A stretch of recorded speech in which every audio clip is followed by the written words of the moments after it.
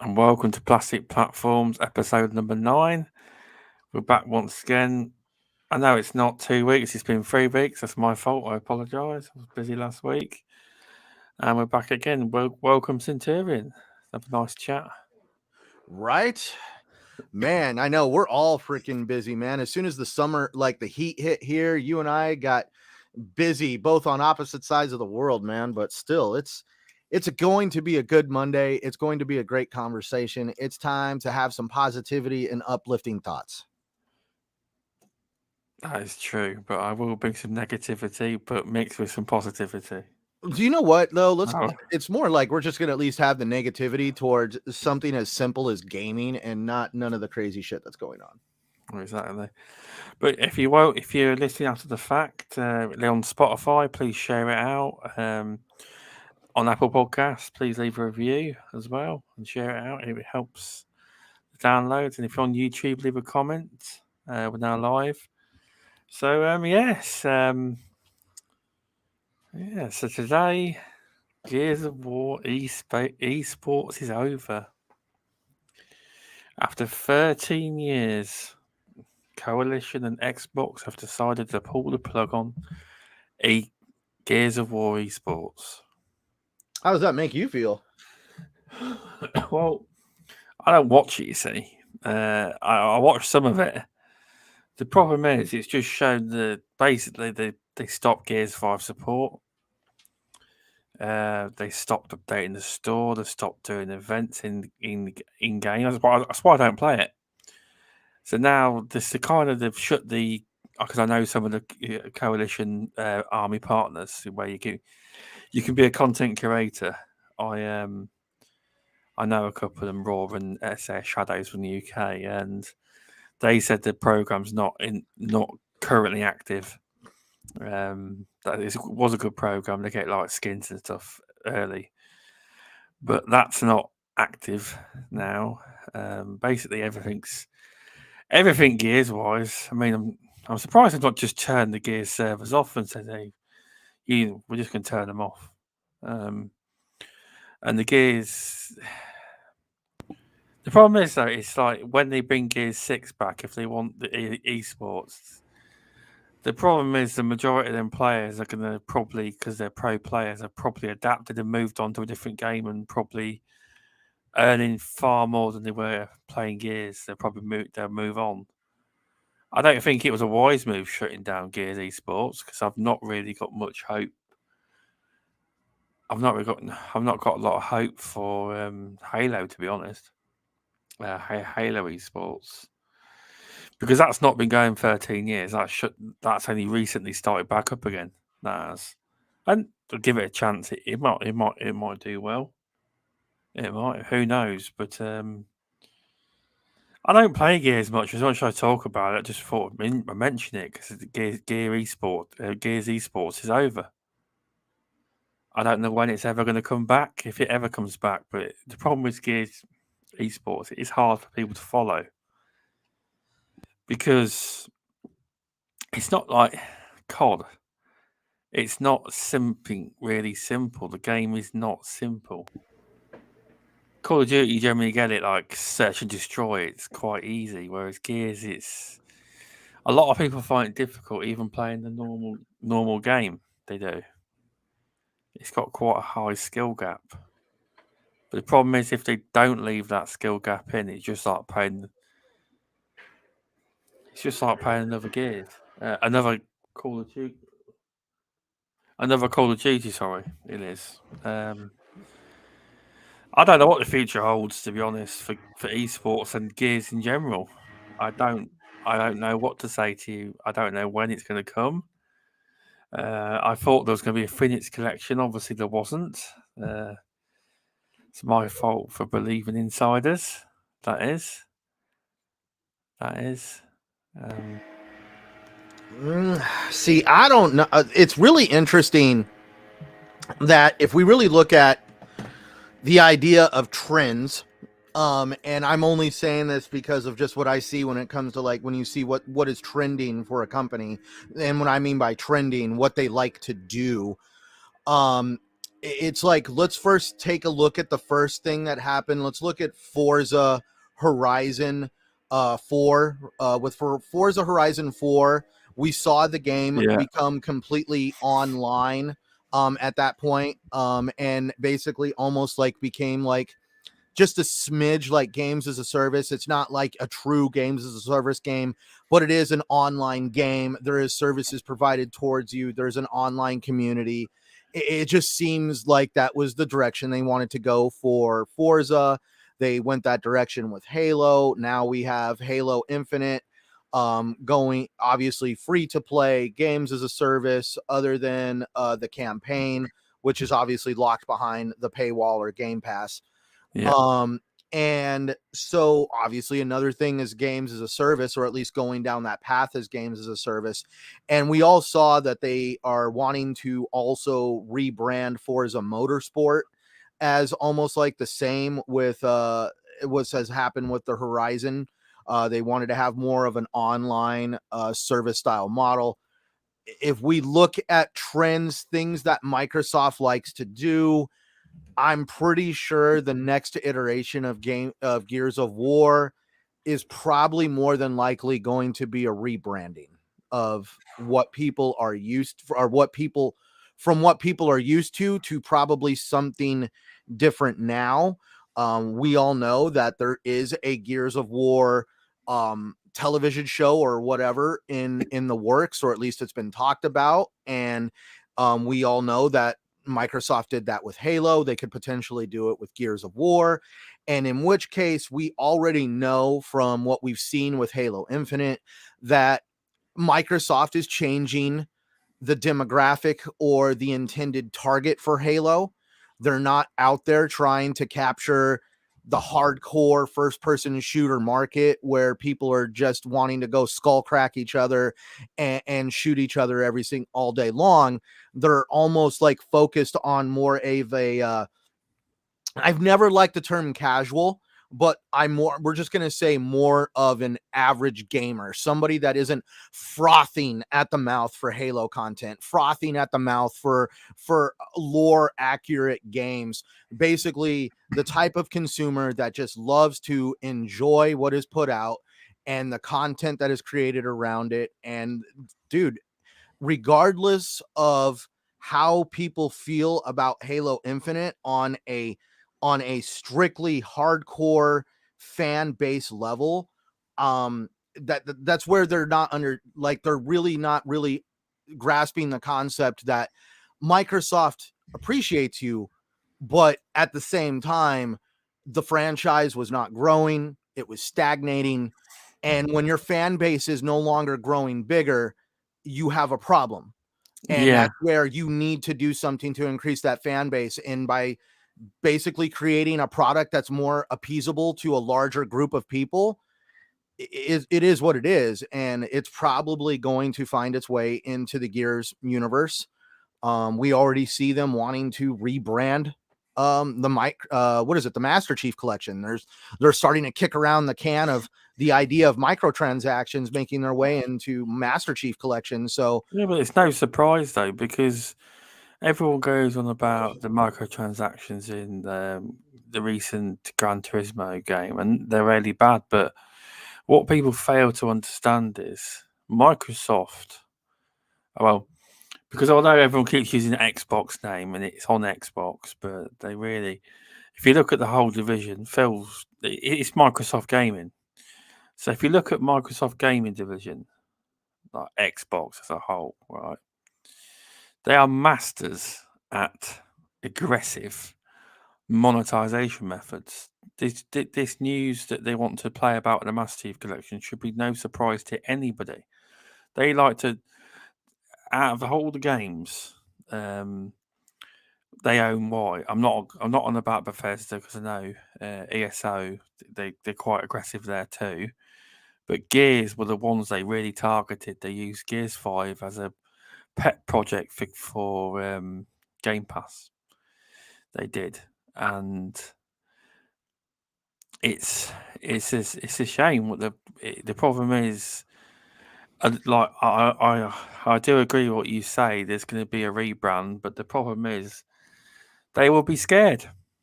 They will be shitting themselves with this rebrand. If they change the game up too much, they will be terrified because they had a nice idea in Gears 5 of a mode called what's that mode they made in Gears 5? That new one. They've shut it down recently. Hive Busters? There was a mode where you could build maps in Gears 5. Oh. A special mode, weren't there? I'm trying to think. I can't think what it's called at the moment. Hive. You had to be. You had to go into a hive. It wasn't a Hive Busters. That was a DLC, weren't it? No, Hive Busters originally was a game mode.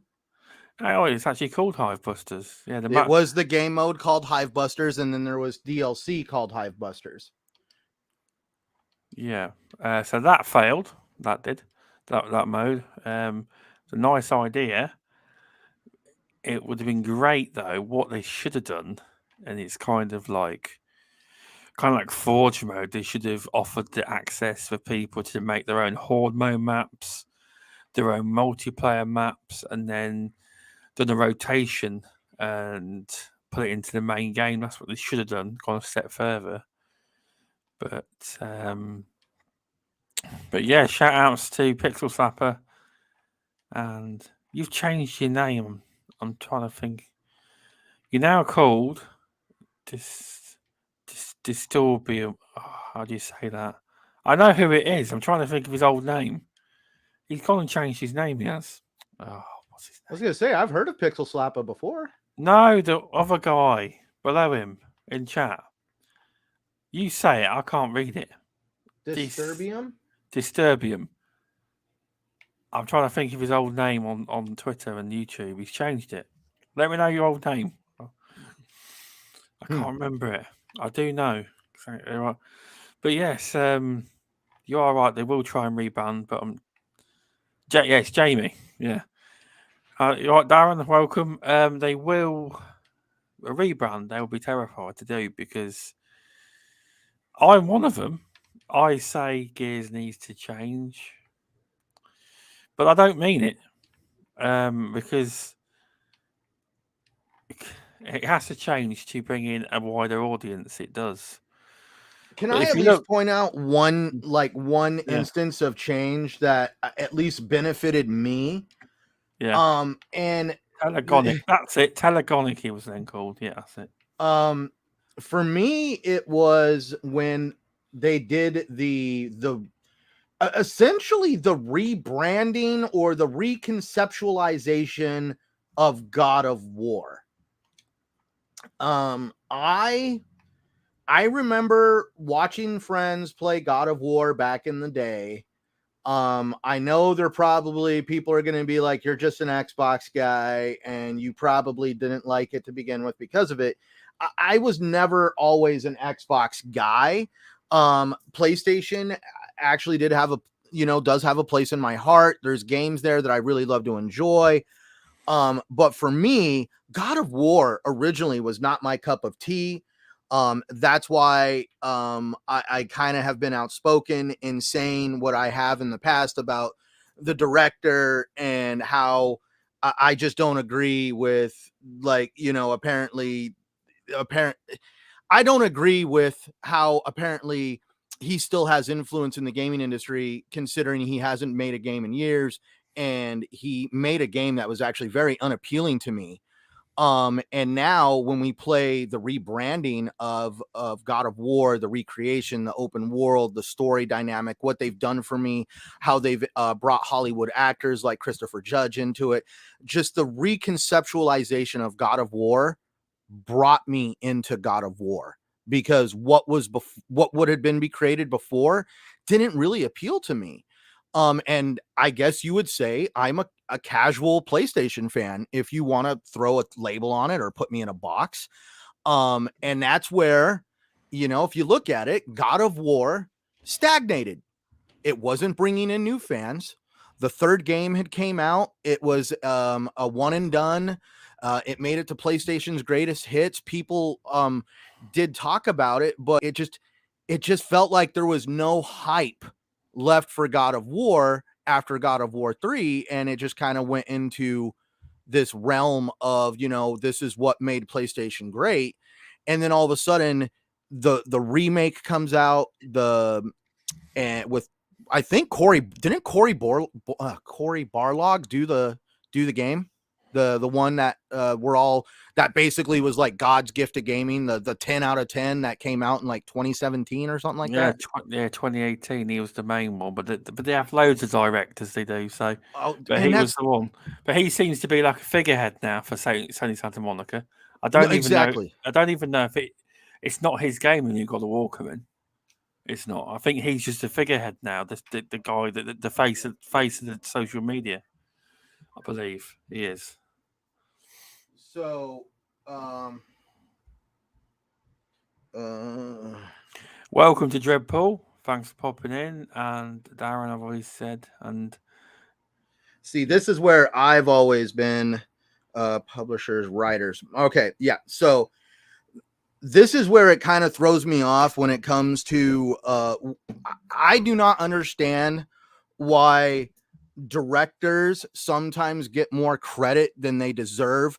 I understand that they have a vision. I understand that they help keep control of the product that's going to be put out.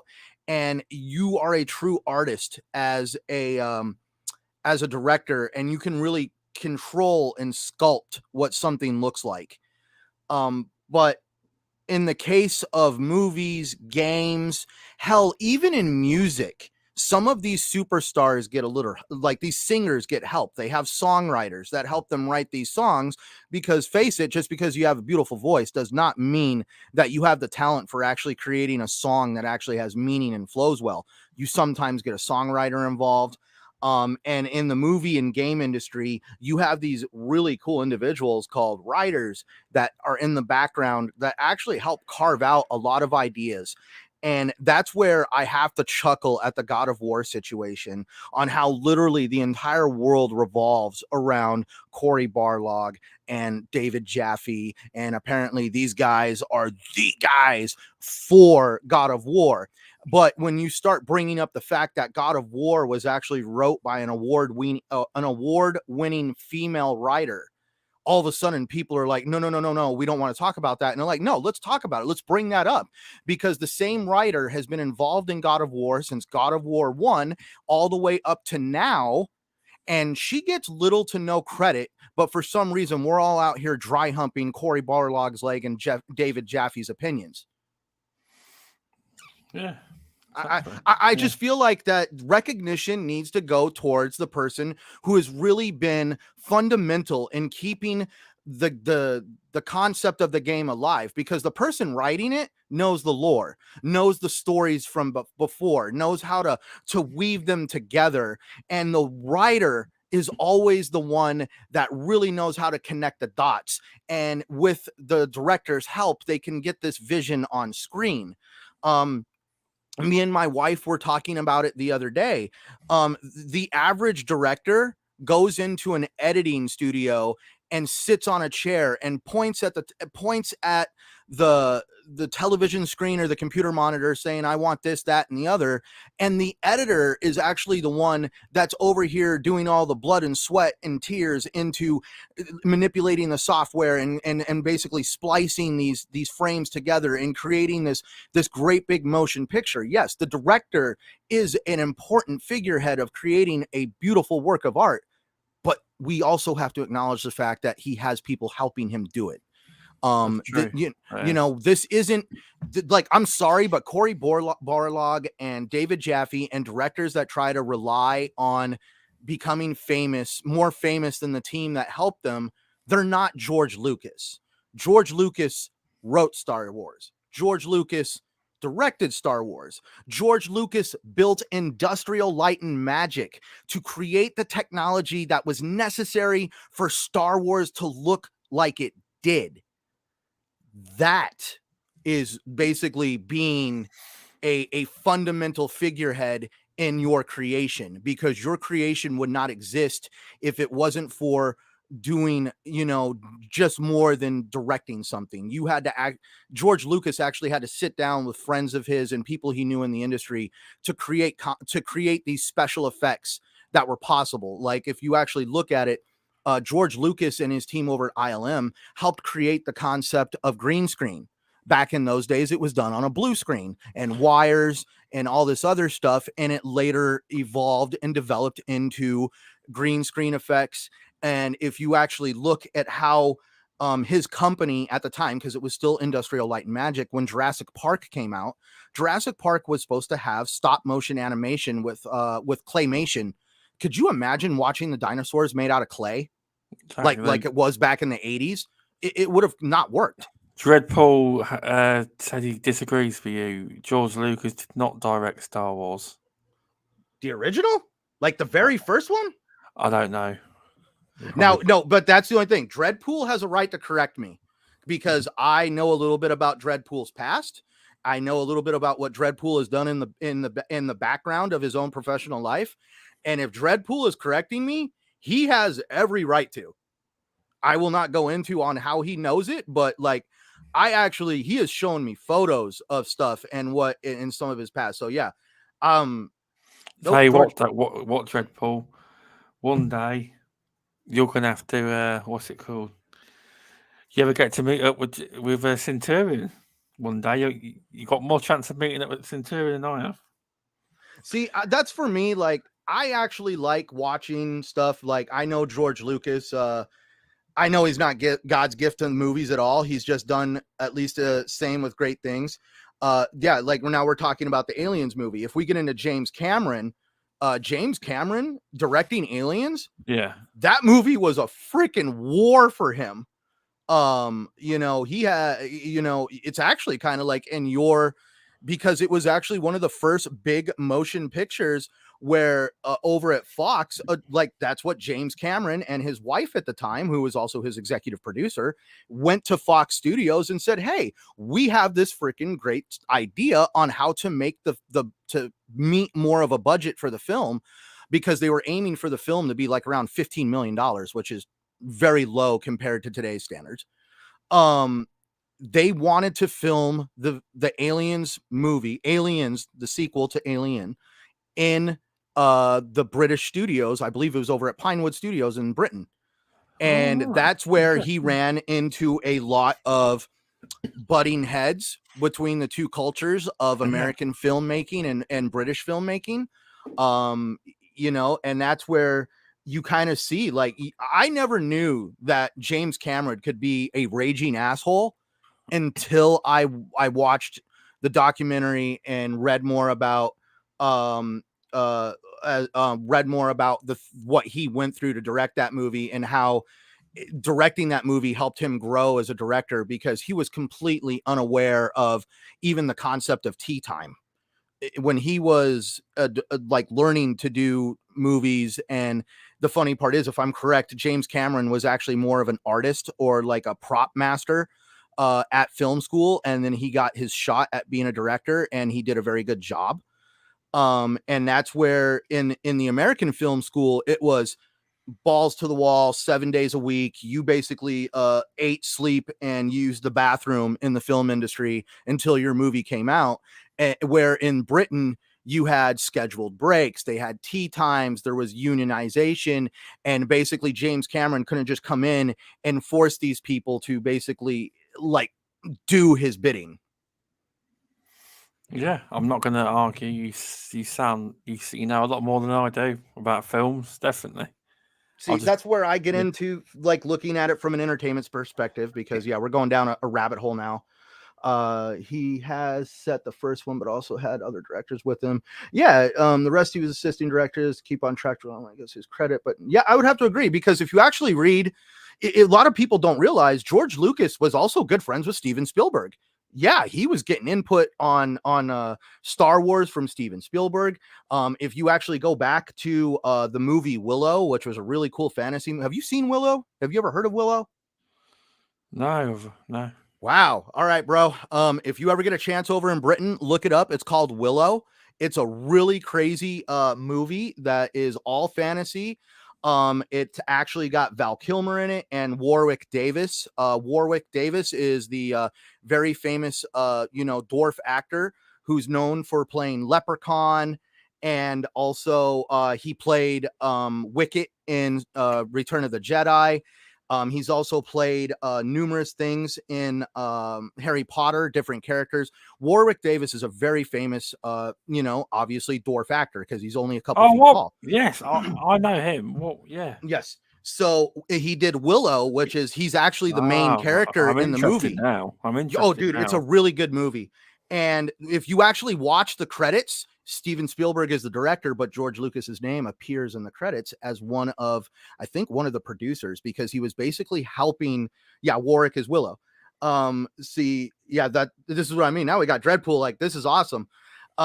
This is where you actually get to see some of this stuff come in play, because Steven Spielberg wanted to make a fantasy movie with magic and special effects. Well, hey, your best friend, George Lucas, built ILM. Let's get that involved. And we also saw, like Dreadpool mentioned, Indiana Jones. Indiana Jones was another movie that basically embraced industrial light and magic and what they created and the special effects they could do. And yeah, for a while there, you had people like George Lucas, Steven Spielberg, and other great directors and other people in the industry all helping each other to create these works of art. I agree. I need to look at this Willow film, because that sounds good. That does. And welcome Shizno Elite. He's also saying Willow is great. Well, if you look at the message of Willow, it was they're from a part of the world where basically all the people are dwarfs, and they basically keep to themselves, and they refer to full-grown people as giants. The idea was that obviously your great warlocks and magic practicing people come from land of giants, and the dwarves were basically associated with practicing mellow magic. In other words, they couldn't really do great things. And that was the whole concept of him, is he was an apprentice magician, and he was basically tried to go on this journey to basically save the world. And throughout the entire movie, you see him get called names and picked on and judged by his size. And there's like a fundamental message underneath this movie on never judge a book by its cover. Fair play. Sounds good. Anyways, yeah, I'm probably taking you down a rabbit hole right now. Yes. See, now we're all talking about great 80s movies. Now the never-ending story has popped up. But yeah, you're right. That was in a roundabout way about rebranding gaming, and we ended up all the way to movies. But it's all relevant. It is. We can see, but in movies, it's a good example. Rebranding. Like, let's look at Spider-Man. Don't get me wrong. Tobey Maguire is a great actor. Some of the other actors that have played Spider-Man in the past are also great actors. But in my opinion, I love the gentleman right now that at least played Spider-Man in the past movies. I forget his name. Young actor, just did the Uncharted movie. Looks like what's his name? Looks like he's 15. What's his name? He played Spider-Man in Avengers. Check out these. Tom Holland. That's it, Tom Holland. See, Tom Holland, like the rebranding of Spider-Man, bringing Tom Holland into it, really reinvigorated the Spider-Man character for me, and made at least the Spider-Man character for me more likable. And that's why sometimes you can't really knock a rebranding. And not really just say that, changing anything is going to be absolutely bad. Exactly. Got to try it. I've not seen that film either. I don't watch films, honestly. See, like, I love that totally hints right there with Dreadpool. I can tell you stories about these directors and the era that they were part of and created. And that's where, dude, if you ever get a chance to talk with Dreadpool about his experiences in the film industry, that's days there was no mobile phones with cameras on to capture any of it. You know what I mean? Oh yeah. Back in those days, of course. Like the thought of anybody, back in those days, they never thought anybody would be interested in the behind the scenes of what people really go through to get some of this stuff on the silver screen and into people's minds. And nowadays you find out that people more than ever love listening about this stuff, but also the trials and tribulations some of these directors and the film crews and the casts go through just to get some of these films to exist. Exactly. It's true. It's crazy. It is. It is definitely Anyways, but interesting. yeah, right back onto your Gears thing. Well, It they is. could. I was more referring to the multiplayer, whereas I think you were referring to the campaign rebrand. Well, they're obviously going to rebrand the multiplayer. Like, could you see them wanting to probably go down the road on the ideal of making the Gears multiplayer free to play, just like they did with Halo Infinite? That was more like what I'm thinking, because obviously, shut down your esports, close up everything, close up shop, just let the multiplayer be. Don't sit there and try to hype it anymore. And I guess in a matter of speaking, just let it fade into the sunset. And then when you have your rebranding, make the multiplayer free to play, have the campaign once again like Halo Infinite. But No, that's not. That's not. no, That's but not. let's Let's not. Let's not ruin the game. let's not ruin the game.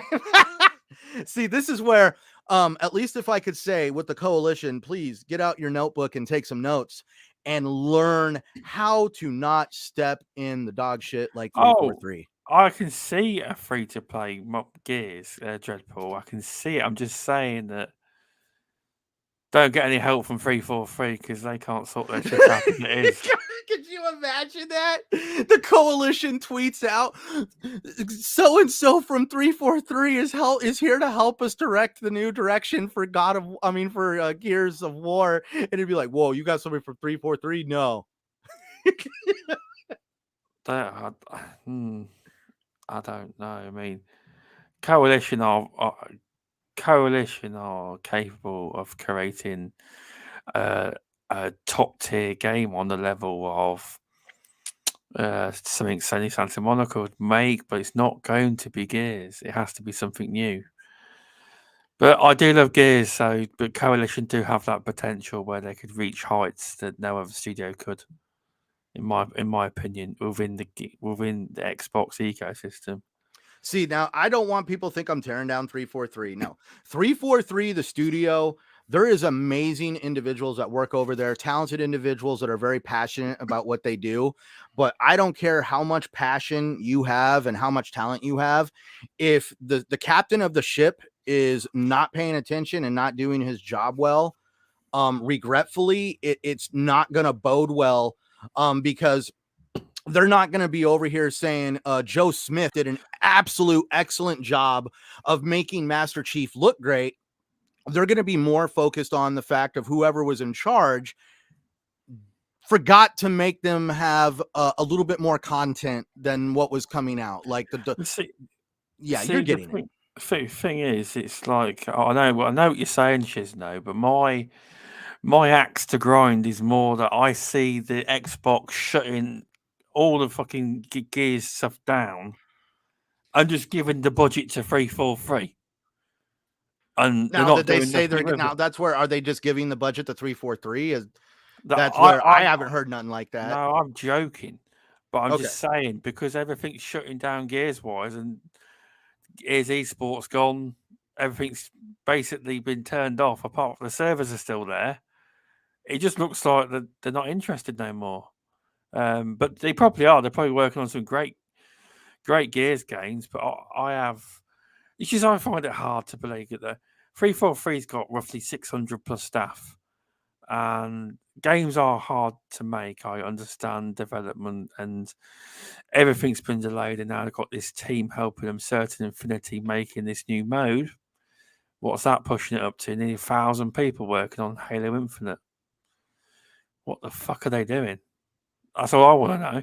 They've got plenty of people. If people, they've got this project priority 0 for all their staff. Granted, yes. So they've got plenty of cover for when people are off, but what they're doing, I don't know. There was nothing mentioned at the Xbox showcase, and then all people have got to wait for is maybe a co-op coming in November or October. I'm not a Halo fan though, so it's just I don't think the big free to play vision Xbox envisioned when they released it ever yeah, it's not panning out the way that they expected it to pan out. I don't know. Like I said, I've never once said that that Microsoft was targeting the actual, like, I don't know, like the actual believers of the franchise. They were trying to bring in new people. So I would like to think that Microsoft has at least got a few of the things they were looking for when it comes to what they were trying to do with Halo Infinite.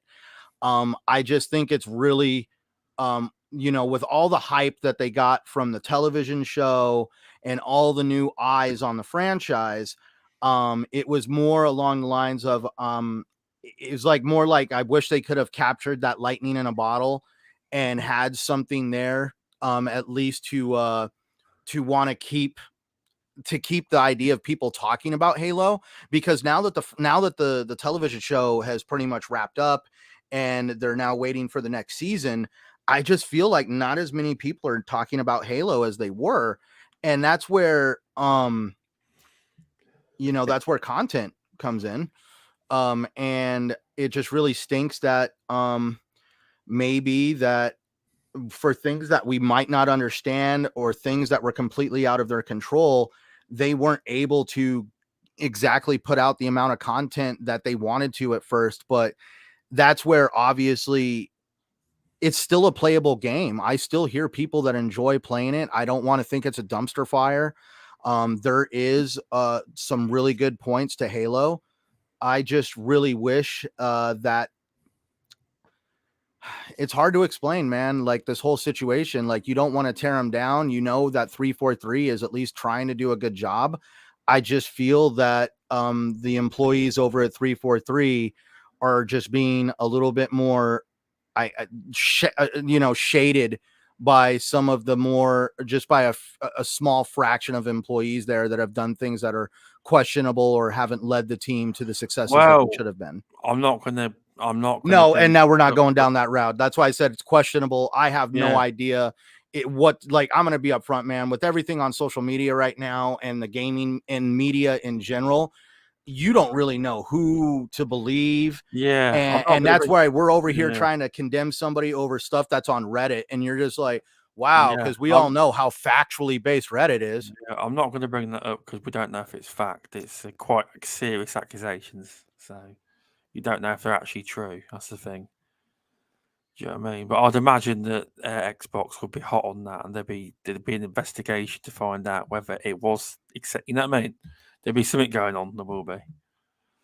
But yes, yeah, I'm just a bit bitter. I am. I want a Gears. Just give me a Gears, and I'll shut up about Halo. But the problem is with free to play games. I'm not on about Halo. Just all free to play games.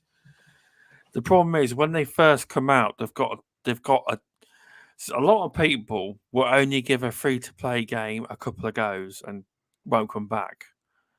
So recently, Fall Guys, we transitioned to that. Fall Guys, excellent. Have you tried it, Centurion? Fall Guys. I haven't personally tried it, but I've kept up with Fall Guys since it was exclusive to PlayStation. I've watched people play it I've watched people stream it. I've watched videos on it. I'm excited that it's on Xbox. It's more like I'm just waiting for the moment that my wife wants to sit down and play it with me, because I just know that's going to be a fun game for both me and her both. Put that on your Xbox, and I guarantee when she walks by, she'll want to have a go, because I've also been playing it, and my wife's been playing it as well. We haven't yet managed to get a crown yet on it, which is the first place, but it's not easy. It's bloody hard.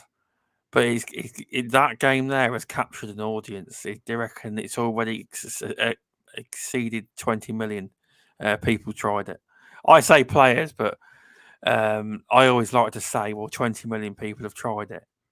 Do you see what I mean? Because there's certain companies that like to use the 20 million players, insinuating, yeah, we've got 20 million concurrent players, but they don't. They just say 20 million players. You see, Yeah, full got. can you really blame them for saying it like that? Because, me and you, we're in the YouTube community. Yeah. I'm going to tell you right now, if somebody clicks my video 10,000 times, I'm going to be over here like, yo, my video got 10,000 views. Now my watch time is total shit, but I still got somebody to click the thumbnail 10,000 times. Exactly. Fall Guys is free on Epic. It was removed from the Steam store. Yeah, it's probably because it's free to. I don't know. It's free to play. It's a great idea. I think obviously this happened when hang on, when Epic Games acquired. I believe it's made by Mediatonic. So they've been doing. That's probably happened when Epic Games. It is the best way to do it. And yeah, I've already bought the season pass. I have for Fall Guys. So I'm really enjoying it. It is a game you can also play by yourself as well. It is. It's but this annoying little. I don't know if any of the chats had this where some of the players try and stand at the end line and try and drag you on, bump into you to try and stop you getting to the finish line. There's a couple of people that do it. It's annoying, but it's a really fun game. It is, and I think it's gonna. And I tell you what, when I go Skegness this year, Skegness, eh? Listen to this, everyone. Look it up. The Fall Guys paid for a bench down in Skegness. I want to visit the bench. I do. They paid for a what? They paid for a Fall Guys official bench to be put in Skegness. They did. Their studios in London, UK, and they paid. They got all the press and that. They got the local mayor down and everything. They made a Fall Guys official bench. They did. Like a bench you sit on, and that you put it in like a park. So they made a Fall Guys bench in a park. Just a normal bench with Fall Guys thing on it, a plaque and that on it, but it's Fall Guys bench. Right on. But they put it in Skegness instead of London. But I suppose it's better in Skegness than London. But yeah, I think it would be a good game. Fall Guys will be. I don't know how, because obviously I spoke to Luke Steele last night on Roundtable Gaming. We done a show last night, and because obviously I asked him because he started playing it on the PC when it first came out, and I asked how has it changed. He said, "Well, he says I'm not really." I said, "Are you annoyed it's gone free to play?" He says, "Not really. It was only about 20 quid when it came out about 2 years ago or so." And he said, I've got some content out of it. I said to him, has it changed much? He said, well, yeah, no. It's just got more content, more maps, more ideas, and things like that. Just over time added more and more and more. And it's I'm addicted to it. I haven't actually got a first yet, but I've been putting no end of time in it. I have. But it can be rage inducing, just to warn you, Centurion. It can be, because you can just make the stupidest mistakes. You think, right, I need to jump around that. I can't. Don't fall off, and you'll just mess up. It can be rage inducing, definitely, but it's a very fun game. Fall Guys is. That's why I don't really get too much into multiplayer games. I don't anymore. The last rage-inducing multiplayer game I played, me, was Rainbow Six Siege. That's a whole different ball game. That Oh my god, ain't that the truth? But I don't play many multiplayer games anymore. I just thought it's a nice, easy game to play. I say easy, but it can be rage-inducing. But I don't really get annoyed anymore. I just keep trying. It's a bit of fun. New maps every new season. Yeah. So there'd be even more. Wow, because they're pretty random. But this is one I'm terrible at. Luke was laughing. So what happens is on the screens it shows you and on the floor it shows you where you're supposed to go, like apple, orange, which spot you're supposed to jump on. Well, I can't memorize nothing. I can't, and I just fall off because I can't remember the orders. It's like a sequence order you got to remember. You have, and I hate that one when it comes on. I do. But yeah, I think it's a game that's got legs. Obviously, Epic Games knew this, and obviously, the art style is kind of like Fortnite. I would say it's kind of like that cartoon.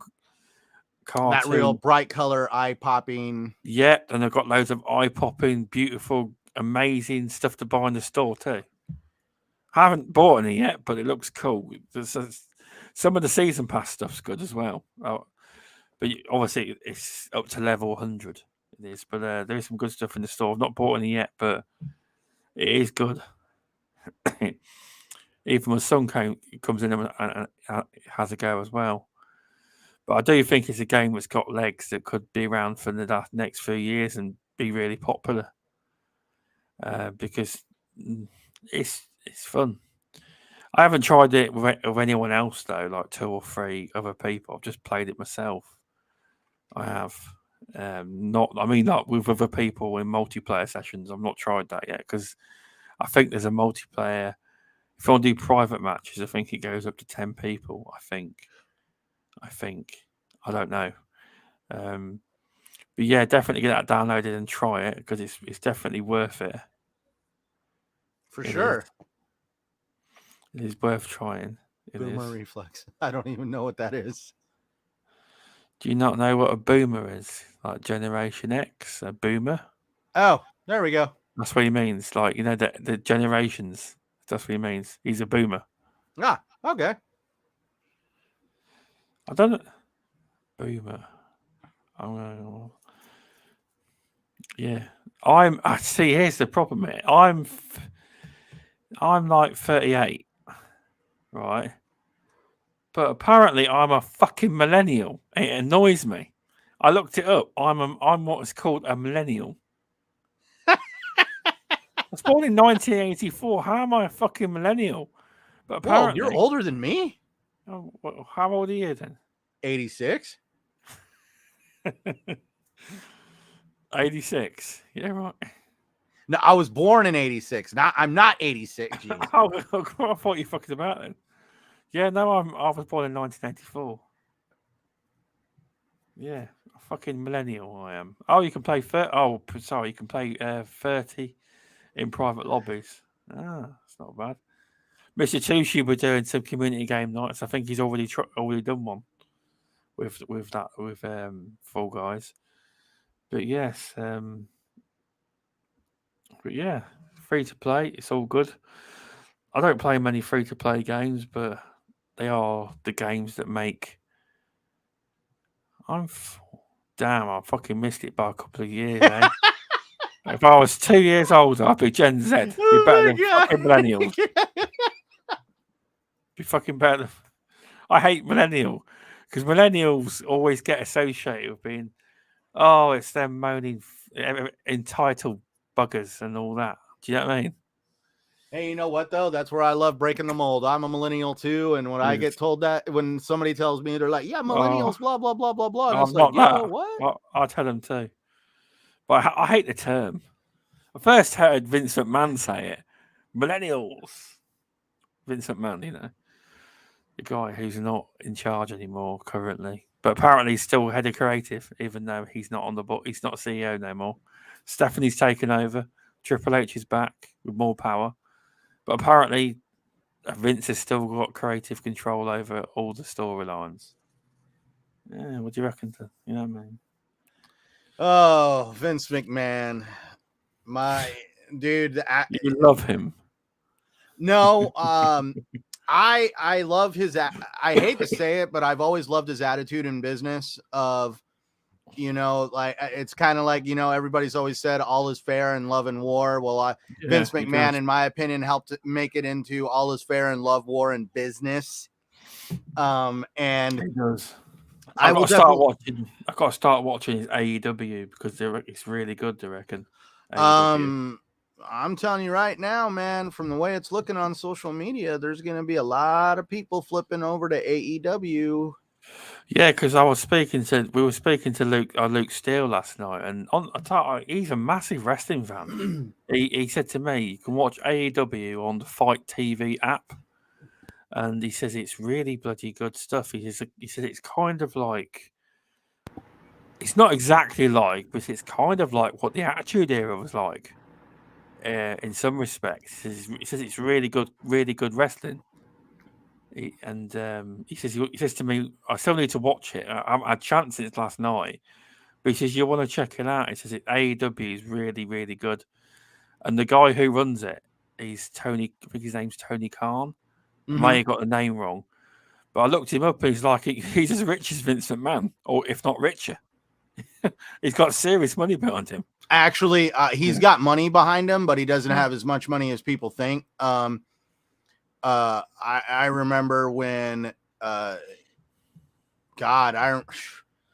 heard rumors about this Khan guy needing people to invest in AEW because he didn't have some of the money that was needed to basically. Was it that, or was it he didn't want to risk that much? You know what I mean?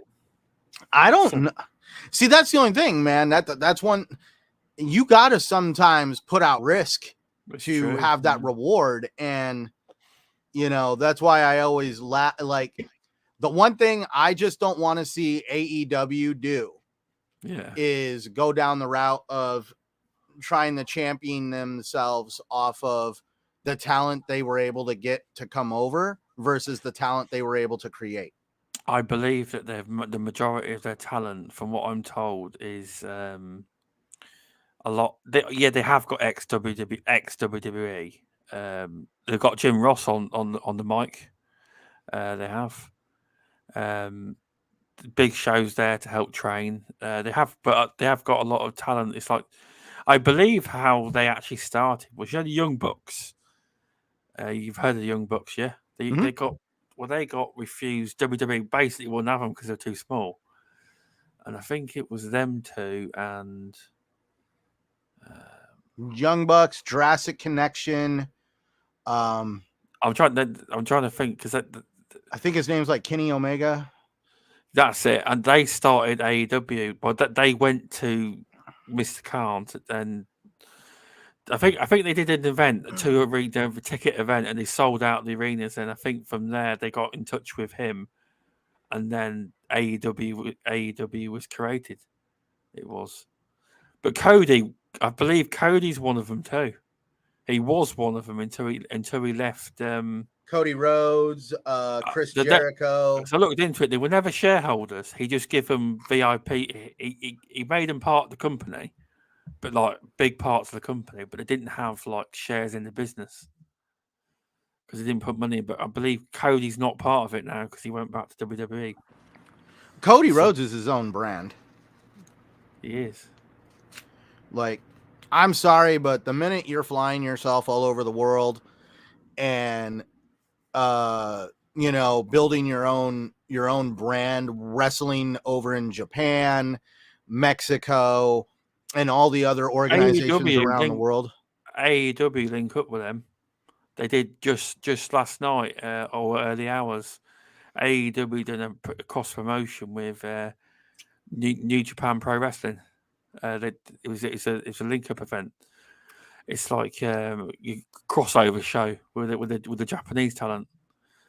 So they do their shows like, you can either buy them on the TV shows on the fight app. You can fight £5 a month for all the TV shows, and then apparently they do like 4 pay-per-views a year on the fight app, and you pay it's old school. You pay £20 for the pay-per-view to watch it, but there isn't tons a year. Like there isn't like 10, 12 like WWE hours a year. They don't do that many of them. So since we're talking about wrestling, I might as well make my confession and we'll get it back to gaming. I just the other day bought the WWE 2K22. Nice. I ain't got the money to buy it. Otherwise I would. I couldn't pass it up. I think it's still on sale. If you're here in the United States and you can hear my voice and it interests you, the NWO for Life edition was being sold for $70.40. digitally on GameStop. And I'll say, yeah, I went on GameStop's website. I paid my money, got my game, got the code, went onto my Nice. Xbox and downloaded it. And I mean, like, that game sells on Xbox for like $120. And when I found it for like $70, I was like, what the hell? Yeah, BMG bought that near the. I don't know. He bought a code off ages ago near launch. CD Keys. He somehow found the NWO version for 90 quid. He did. I saw that right now on I think it's Green Man Gaming. It's around 70. It's around almost $80 for the PC version. But yeah, it's like really interesting. I think it's mainly due to SummerSlam coming up here soon. And I always said that as soon as SummerSlam came out on was coming around, that they were going to probably put the game on sale. And I'm definitely glad I waited. Oh, that's fair enough. Yeah, Ring of Honor. There it is. He's bought Ring of Honor as well. So yeah, wow, there's definitely some serious talent then, big time. Wow.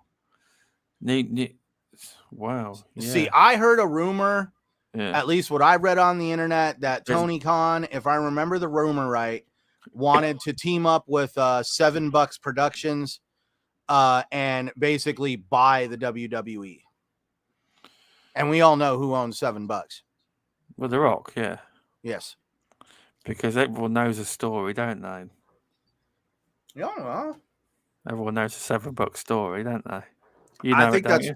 Oh, I know the $7 story, and I think that's actually pretty cool that, It is cool. Like, don't get me wrong. I know he was born into that life, and there were the opportunities were given to him. But the funny part is, if you look at it, they were given to him. But if you look up about The Rock, they actually paved. I mean, the wrestlers beat crap out of him because he was giving them opportunities. The Rock did not have it easy in wrestling. Oh no, no way. The best thing I love was when Jim Ross was sitting there talking about The Rock, Stone Cold, and Triple H. And like, he was basically summed up when he was asked the question on the documentary. They're like, were these guys friends? He was like, no, these guys were not going out after work having a beer together. They were hella uber professional. They worked great together, but all three of these guys recognized each other as competition in the professional world. Yeah, because I always remember I heard a story about Stone Cold, and when he was about wrapping his career up or near the end of it, he kept saying to The Rock, he was on a plane with him, well, where are you going? You don't live here. And he was like, oh, I've got some business and that. And the whole time, all these meetings he was going to, he was setting up his $7 production company. Well, not only that, but he also all quiet, obviously. Oh, that too. But also, you got to think about it, man. The Rock, when you go in to the WWE, oh, you're a third generation wrestler. This is your home. This is not my home. This is a stopping point in my life. I want to be bigger than a wrestler. And that's the way The Rock looked at it. And that's why he grew to the heights that he did, and he peaked. And then he got into his first role in The Mummy Returns as a cameo as the Scorpion King, and then it transferred into the Scorpion King movie. Then we got The Rundown, and the rest is kind of history, that The Rock was able to show that just because you're a wrestler doesn't mean that you can move on to bigger and better things that can dwarf being a wrestler. Exactly. It's true. I never thought when he was first in Scorpion King that he would ever be a big actor. And now look at him. Highest paid actor in the world, I believe. Yep, Doom, another one. That's another thing people don't realize is The Rock did the Doom movie. If you remember that from back in the day. Did you ever see the Doom movie? No, I didn't. Didn't know they had a movie. Oh, yeah, there's a movie based on Doom. This is how bad I am. I don't know. I'm going to tell you right now, it is nothing like the Doom of today. As a matter of fact, the Doom game that movie is based after was, I think, like an Xbox 360 game that hasn't even been backwards compatibility. Oh, okay. And yeah, definitely. I'm gonna be upfront. I'm a sci-fi fan, so I can love a B-rated cheesy sci-fi flick in a second. And Doom, I liked Doom, but that's because I've watched some pretty horrendous sci-fi movies. I'm pretty sure there's a vast majority of people out there that did not like what they did with Doom. Most likely, yeah. Most likely, definitely. I would have to actually agree on that. I would have to agree. Doom actually functioned more like a Dead Space movie. Yeah, I don't know. Not seen that either. I've not seen a lot. I haven't. Well, no, Dead Space is just, the Dead Space is the game.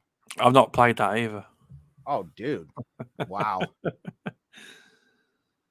Now, that should be your backlog game of the year right there. Go back and play Dead Space. Right, I think it's even in Game Pass. The indie gamer Luke still keeps saying that, but then they say to me, "Oh well, was a remake coming? Why don't you play the remake instead?"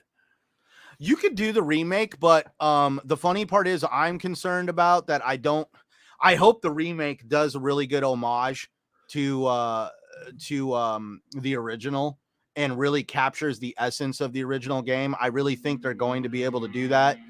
I just become very trepidatious over remakes because of like what we've seen in the past on how remakes can completely change a game. Like now there's starting to be stuff coming out about the KOTOR remake. And there's now starting to become some concern on whether the Knights of the Old Republic remake is actually going to hit. Like it just came out on Game Rant and it was published a day ago, and the title of it is Star Wars Knights of the Old Republic remake may not be in the most experienced hands. Well, they reckon it won't be. They also reckon it might not be like the original. Oh, I don't think it's going to be.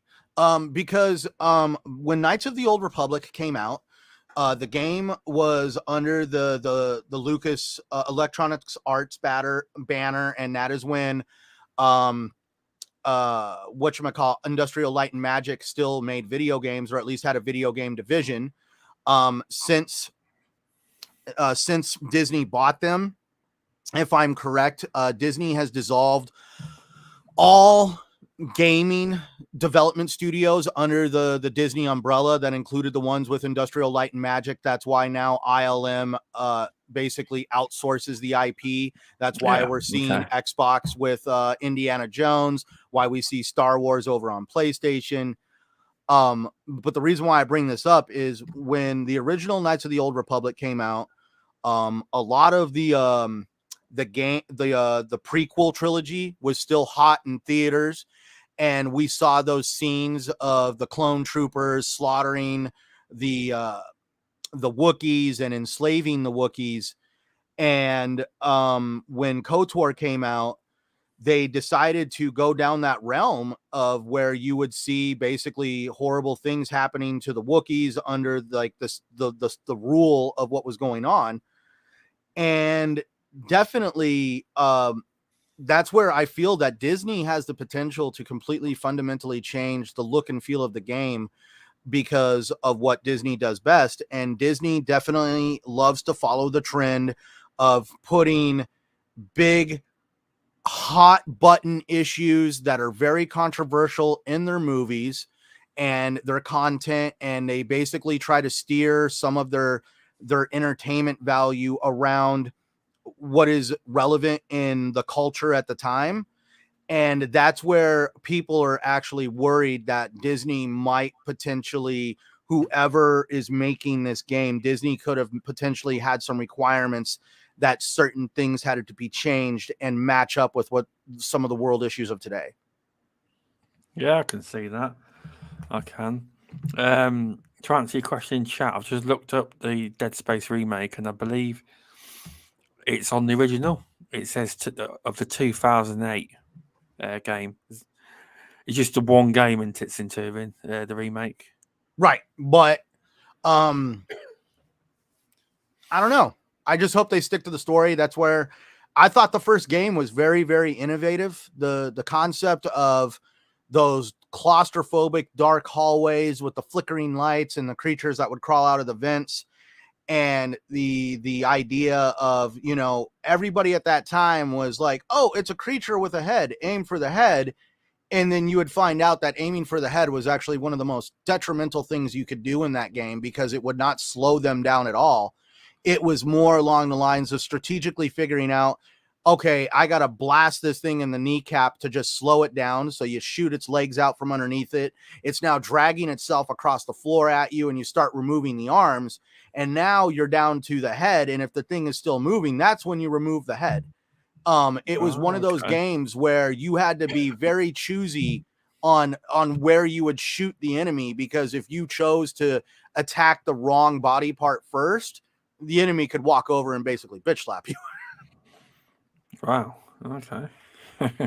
And that's where it got crazy. Like, and that's where you saw some of like the craziness, like in the second game, where they decided to go even a step further, and they had the babies that were infected that had the tentacles that would come out of their back and shoot stuff at you, and they'd be bouncing all over the walls. People would be trying to shoot, like basically trying to shoot directly at the baby, not realizing that you had to basically take the tentacles off of its back just to basically weaken it.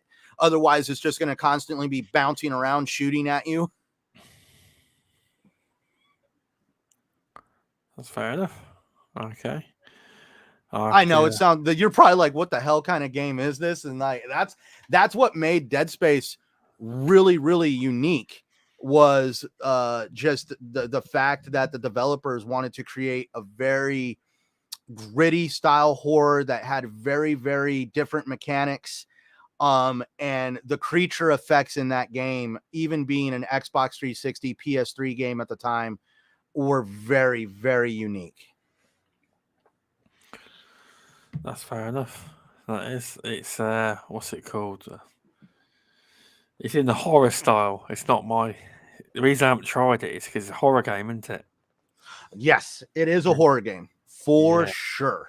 Yeah, I don't. That's not my thing. But well, that's where like but it is a horror game. But there's just stuff like, it's not just like constantly shoot the creature up and kill it. Like there's a boss in the game that periodically will appear, and it's always chasing you. And you finally get to this point where you're being frustrated that this thing literally follows you around the ship. It breaks down walls. It's chasing you. You run into it every now and then. And finally you get down into the engine room, and you meet this thing for like this big giant final battle. And it's not the concept of shooting it until it dies. It's more along the lines of pissing it off and aggravating it and getting it to the proper spot in the engine room for you to run over and flip the switch and engage they had a spare engine in the engine room. And the concept is you have to turn this thing on with the creature in front of it. So that way you're basically going to incinerate this thing with the afterburners on the engine. sounds good. I keep yawning as well. Sorry. No, I'm making you bored. No, it's not that. I'm just tired. Oh, come on. You're only 7 hours ahead of me. So I mean, it makes it 9, it's quarter after 9 for you. It's 10:15. Quarter past 10? Yeah. I thought you were, you're 8 hours ahead now? Yeah. Freaking daylight savings time. Yeah, but no, it should be interesting. The remake. But yeah, it's Dead Space 1 end boss is awesome. Oh, that's not me saying that. That's well, that wasn't the end boss. That was that. What I described was not the end boss. Just to put it out there. Oh, okay, fair enough. See, I'm not trying to spoil the game. He's more like a mini boss that just appears every now and then until finally you just get pissed off and you're like, what the hell do I have to do? And finally, the game gives you the opportunity to end that whole situation, just to find out that wasn't even the main guy. But yeah. What you've been playing recently? I forgot to ask you that at the start of the show. If it was well, I added at you the other day on Twitter with a list of games I was playing. I don't know if you ever responded. No, that was it. I'm all over the place on gaming right now with what time I have. Like I've been dabbling in Devil May Cry, Lego Star Wars, obviously keeping up with my Elder Scrolls Online. Let's see, Mass Effect Legendary Edition. Oh yeah, and you did. WWE Yeah. 2K. No, Saga. I went back. You did a day ago. Yeah, Saga. You put down. Obviously, you put down Elder Scrolls, WWE 2K22, Mass Effect Legendary Edition, Devil May Cry, and this Lego Star Wars Mm-hmm. Skywalker Saga. Mm-hmm. And you need to try this Shredder's Revenge. Yes, I'm I've, a fraud. I haven't tried Shredder's Revenge yet. I tried it once with 6 people. Yeah, it crapped out. It did. But if 6 people on screen, I've got some footage. But I'm not. I wasn't going to go on Twitter and do it because they're a little developer. They are. Do you know what I mean? They'll fix them. They'll fix the game. They will. Definitely, they will. But it works. Just 6 people. It's difficult to play because although it sounds cool, you all be different turtles. See, Luke was clever. He picked he picked. What's the big rat called? What's it called? Splinter? He picked Splinter because all the turtles look the same, and apart from April, they all look the same. So when you're when you're playing the game, regardless of what color your turtles got dressed as, when they're all going at that speed and you're all together, button mashing, yeah, you lose track of where your character is. Or I do. I was like, what the is going on? You know what I mean? Oh my god, I felt like that on the first match of WWE 2K I played because I was like, I'm going right for the Royal Rumble. And freaking, I didn't know that the game was going to drop a character like every 30 seconds. So by the time freaking 10 people are in the freaking ring, you're just like, where in Sam hell is Brock Lesnar? I can't see him. I tell you what, that's another point you bring up WWE. AEW is meant to be making a game. They Mm, are. They are meant to be I, making a game. They are. oh man, there needs to be some polish on that. Woo! Oh, has there been some demos of it then? I've not seen it. Oh, I've had shout out to the blue one. He is a huge AEW fan. Whenever me and him chat, I'm always the WWE guy. He's always the AEW guy, and we have these great conversations. And he has sent me some screenshots of stuff Yeah. he's found on the internet regarding the AEW game. And woo, man, please put that back in the oven. That needs a little time. I don't know, but by Some sounds of of the it, yeah.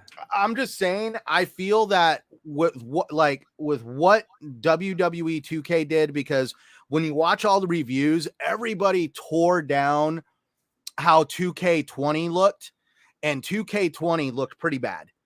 And it was so bad that I think that if I'm right, they skipped doing 2K21, they skipped it and they went straight to 2K22, and they did way better character models. And when you watch any review for WWE 2K22, they will all tell you that the character models look gorgeous compared to what was happening in 2020. And regretfully, it's like AEW took a step back and went to that's a first issue for me. Took a step back, and they it's like some of the graphics of the game are resembling that 2K 220 look.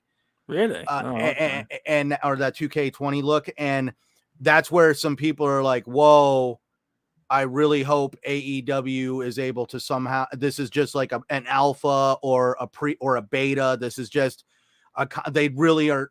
I'm hoping that the character models do not look like that on the final release of the product." Hopefully not. Hopefully not. Thank you. I'm here. Yeah. Yeah. Let Hopefully it gets me see if I polished. can. Let me see if I can find what has been sent to me. Yeah. Hopefully it can find some polish. Obviously, I'm sure it will before it comes out because they want it to do well, and it's got to be Here it is. people. Here's the dev update. I'm sending it to you right now. Okay. This was a month ago. Share.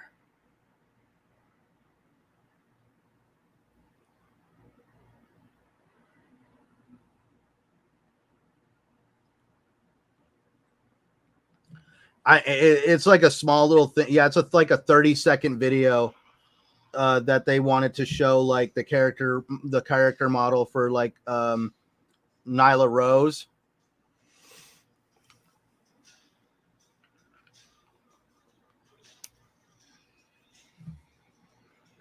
Like definitely they're not.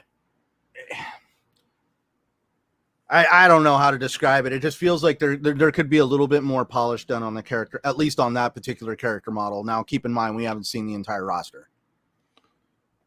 No, it's not too bad, but yeah, it does need polish. That's why I'm like, it's not horrible, but damn. Well, I was thinking it was going to be a lot worse than that. I was thinking like it's going to look like a 360 game. Then. That's one thing they haven't got, but that's where it's not looking like a next like a Gen 9 game. It looks more like a Gen 8, like an Xbox One, PS4 game compared to something that would be possible on today's consoles. And like that's where there's technically two different versions of 2K22. And there is an Xbox One version and a Series X version of the game with obviously the velocity architecture and all the other stuff that goes with the series family of consoles. Yeah, definitely there is. But yeah, it's there's some interesting stuff coming up with all this velocity architecture. You said I'm not very technical, Centurion. I've watched people's other videos. I still don't understand it when I talk it back, unlike you. So to understand what velocity architecture and what stuff like this is, and it's even the same on Sony's side.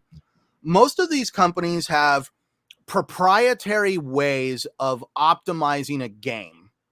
And that's where proprietary means like Xbox has come out and said that they have proprietary compression algorithms to help compress some of this data into more of a usable size for some of these consoles. And that's what, and the whole concept of being proprietary these are in-house techniques that are exclusive to the build of their ecosystem and their hardware that they use. And the velocity architecture happens to be one of those proprietary ways that Microsoft delivers the experiences that they do. Exactly. It sounds great. It does. It's good. But yeah, it definitely does sound good. I'm not very technical, people. If you're listening after the fact, I just know it's going to look even better and better as the gen goes on. Hopefully, right. And that's where, but the problem is, though, if you do think about it, we're already we're nearly halfway through the gen. If you think about it, we're not far off it, are we? Far off from what? We're not very. It's not long in. So if you've say when a lot of these games come out in 2023, 2024, we will be halfway through the generation. Already. Could we really say we're going to be halfway through the generation? Like, I mean, what? Like, we can't even get PS4. We can't even get Gen. I'm just going to say we can't even get the higher end Gen 9 consoles, the PlayStation 5 or the Xbox Series X on retailer shelves reliably. Saying that though, that's a fact. That is, end of the day, you are right. The gen could last longer. Who knows? Like I'm just curious on how long this tech shortage of material bubble is going to last. I don't know if it's ever going to end the way it's going. I don't know. No idea. It's don't know the answer to that question. I don't. UE5 is a game changer for devs. Definitely true. Coalition at the forefront there. Had to get that in there. Well, UE5 goes way beyond.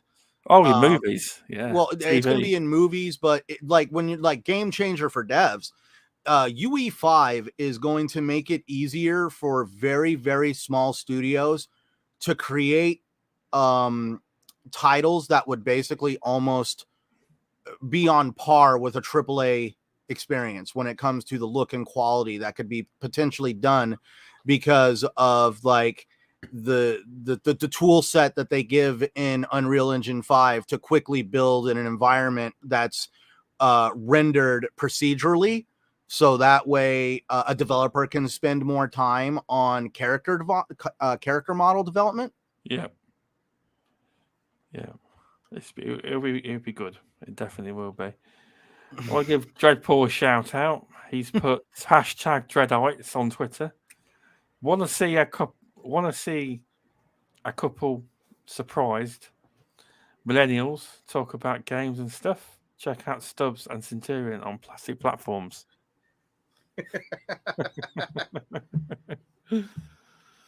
Oh God. No, I miss you being on GBTV for a bit, but Wilmy Hood's got to get better. Definitely has. Oh yeah, Shouts to Wilmy. Yeah, Wilmy's getting better every day. That's good to hear. And also, shout outs to Miss Looper. I'm hoping all went well. I'm hoping she makes a good recovery. She's not been too well recently. I'm hoping Miss Looper does very well. Good friend of mine and the whole community. Oh yeah, Assassin Lupa. Yeah, Assassin Looper. I call her Miss Looper. I've had the honor of conversating with her in the past. And I still remember I was in a party chat and everybody had left the party chat except for Assassin Lupa, and me and her just sat there and chatted for like an hour and a half. And and I mean, like, when I sit back and look at the memories that I have made over doing this YouTube journey and the people I've met during it, Assassin Lupa would definitely be one of those stories that I would reflect back on in my own mind. Oh yeah, she's a lovely lady, Looper is. So I'm hoping she does well. She's I'm a bit worried about her, I am, but I'm sure she'll be fine. She will. But so I'm sure she'll do well. She will. But yeah, lovely lady's always got time for you. She has. Definitely one of those people that would help kind of talk you off the edge of whenever you're having those thoughts of just like, negativity. And, she's one of those people to really help kind of put things into perspective for you. Oh no, she definitely is. That's very true.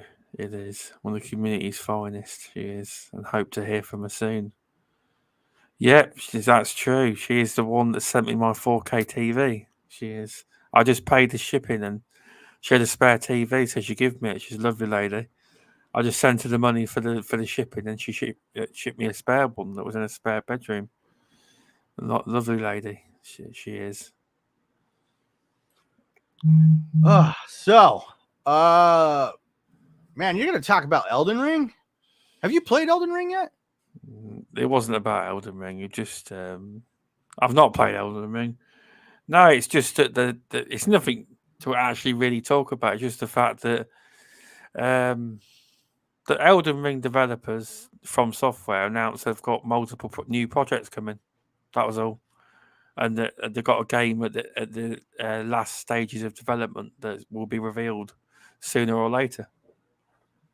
Well, with and everyone's saying everyone's presuming it's going to be this game called Armored Core, but no one actually knows.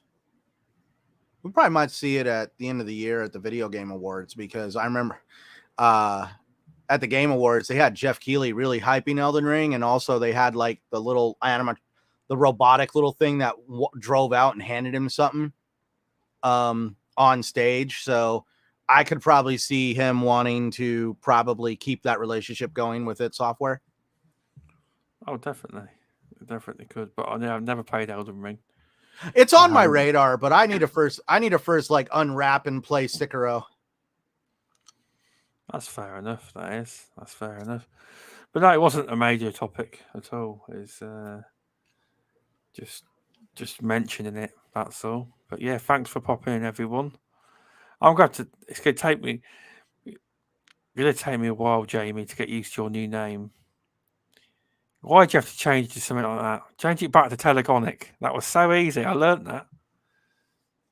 It's like when Masuku started coming in the chat for Midweek Gaming. Took me ages to learn how to say his name. It did. Certain people's names. But yeah, just change it back to Telegonic. No, I'm kidding. But yes, thanks for popping in, everyone. But yeah, it's been a fun show. But yes, Sonic Frontiers. Oh God, I know we mentioned it, but where's my stick? Yeah, but the developers came out and like damage controlled the game. You don't get it. You just don't understand what we're trying to do with an open world. I haven't got word for word, but they literally came out and damage controlled the game, saying that people haven't got a clue what they're talking about, and it's going to be an amazing game. You just don't understand what we're trying to do with it. I hate to bash games like that, but because I like Sonic. But damn, that's a bland, open. Well, a bland. The water looks good in the background. That's about it. But I've never seen developers like that come out and try and defend their game that badly. You obviously haven't been keeping up with Blizzard. Oh, I don't keep up. No, I don't look at all the Blizzard pretty much came out and said Diablo Immortal is pay to win. Oh, sorry. Yes, I did see something about someone paid $27,000 or $20,000 for something in the game stupidly. Well, so on purpose or something. I don't know. Yes, on purpose. It was on purpose. The gentleman, I deleted all the articles off. He was a famous streamer from New Zealand. He spent about $25,000 in their money, which was about $16,000 American. Makes sense now. And that was to get these these 5-star gems that you got to get your hands on. And everybody thought it was a joke when you said these 5-star gems literally have a 1 in 2,000 drop rate. Yeah. Those are horrible, horrible, horrible odds. I mean, would you go out and buy a scratcher ticket for $2 that had a 1 in 2,000 win rate? I mean, like literally, oh my God. The streamer went off and spent all this money. And that's the funny part is they did it just to see if they could basically get this 5-star gem. And yes, he spent approximately, again, $25,000 New Zealand, $16,000 American to get one gem. And when he got this gem, he deleted his character and his account. He didn't use the gem. He didn't attempt to. And that's the other thing is you're going to get a lot of duplicates and all this other stuff. If you get these objects out of certain loot boxes, they're binded to your account. If you get these objects out of a different kind of loot box, you can sell it to somebody and actually make some money off this object. I mean, like there is a good game underneath this. That's the sad part is every video I've watched, every person I've listened to says the first 20 hours of this game are amazing. After 20 hours, that's when the microtransaction wall hits and it basically fundamentally cripples your experience with the game. And I guess the way this game tries to get you to spend money is absolutely egregious. You could be simply walking along and open up a treasure chest and you'll get one object. And then the game is like, hey, there's other stuff in the box that you could have if you pay a fee. But you have a phone, Centurion, don't you? Huh? But you have a phone, don't you? Oh, I have a phone. Yeah, it's the other thing. I've got a phone. You don't get the reference, or do you get the reference? You got a phone. I get the reference. Years ago at BlizzCon, you got a phone. You got a phone, and the worst thing they could have ever done was say that to them. You got a phone, don't you? But anyway, so let's just get this out there. If you Stubbs, anybody listening, anybody that hears my voice later on in life listening to this podcast, don't go and spend your money on Diablo Immortal just to see if it's that bad. If you are absolutely curious on just go onto your Google search engine and type in Rift Simulator Diablo Immortal. And it will take you to basically over to dextro.com. Hold it. Nope. That's the company that's actually advertising it. Hold on. my gosh, I got to bring it up. But basically, a guy came in and decided to make, God, I have it, the website. Yep, here it is. It's a simulation that a developer went and created on the internet. You can go on to like Google and look up some of the articles. Just type in Diablo Rift Simulator. Go on to one of the news, the game, the blogs or whatever that talk about it, and they obviously have it linked because it's actually done on GitHub. And to understand what GitHub is like a repository for programming language. So like when you click on this thing and it takes you into GitHub, it's going to bring a simulation of a slot machine onto your computer screen. I'm staring at it right now. And they have this really cool thing where literally it calculates the cost of a 5 out of 5 star gem. And we'll start the simulation right now. And basically, since I have clicked the button, the slot machine has already spent over $1,000. We're already at 1,500. We're about to hit 2,000. It's doing it that quickly. And so far, the simulator has spent almost $3,000 since I've been speaking, and it has still not brought up a 5-star gem. You're able to go on and see this in real life if you want, and you're even able to play with the simulator. A lot of streamers have actually started turning to this simulation rather than giving Blizzard any more money, because it is absolutely egregious, and just going on to see if it happens and giving them money is basically making the problem worse. And yep, the simulator finally ended at it would spend $25 per roll, so $25 per loot box. And I have just successfully spent $7,125 to get my first 5-star gem. Wow, that's crazy. Yes. Welcome to Axel. He says, "Fuck that game." But that's what I've been saying. But if you ever want to see how bad it is, this guy went in and made a simulation. Because when you have systems like this in place, you have to declare your drop rates. It's actually it's pretty much how gambling works. If you flip over at least any scratcher ticket here in the United States, banned in China now, isn't it? They've banned. I believe they've banned Diablo Immortal in China now. It's been banned in China now. It was banned in Germany and I think like Norway or they should ban it here, but the UK never seems to do anything about gambling in games. Exactly. But this is full-blown gambling at this point, and it's interesting that Diablo Immortal, the developers over at Diablo Immortal, at least the game director, may have finally came out and just flat out admitted that the game is for sure absolutely pay to win.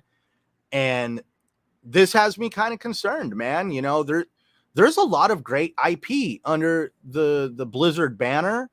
I know a lot of people that I'm friends with, a lot of people that I listen to on YouTube are huge Diablo fans.